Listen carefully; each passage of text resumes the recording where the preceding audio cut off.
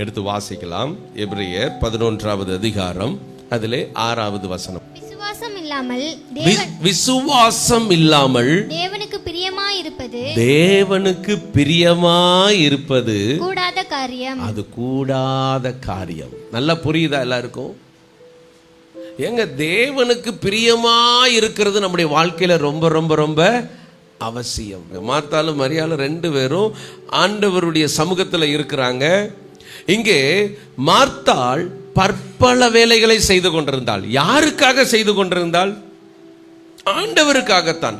ஆனால் மரியாள் ஆண்டவருடைய சமூகத்தில் உட்கார்ந்து வார்த்தையை கேட்டு கொண்டிருந்தாள். இந்த 2 பேரையும் கர்த்தர் கவனிச்சுட்டு யார் மேல பிரியமா இருந்தாரு?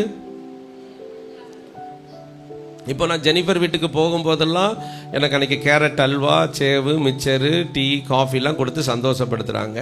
அப்படியே ஜாஸ்மின் வீட்டுக்கு போகும்போதெல்லாம் அப்படியே ஜாஸ்மின் பைபிளை திறந்து, நோட்டு புக்கை திறந்து என் பாதப்படியில் வந்து உங்கள் டீயும் கிடையாது, ஒன்றும் கிடையாது, பேசுங்க, நான் அன்றைக்கி உங்கள் பிரசங்கத்தை நான் கொஞ்சம் நேரம் கேட்டுக்கிறேன், என்ன 2 வார்த்தை பேசுங்கண்ணே அப்படின்னு சொல்லி உட்காந்துட்டேன். நான் யார் வீட்டுக்கு அதிகமாக போவேன்?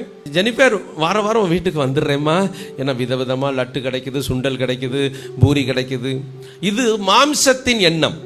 இந்த மாம்சத்தின்படி நம்ம வாழ்ந்து ஆண்டவரை பிரியப்படுத்திட முடியாது. காணிக்கையை கொண்டு வந்தோ, பாஸ்டரை கனப்படுத்தியோ, அதை பண்ணியோ இதை பண்ணியோ, பெருசா எதையோ செய்யற மாதிரி பில்டப்லாம் காமிச்சு அப்படிலாம் ஆண்டவரை ஏமாத்திட முடியாது.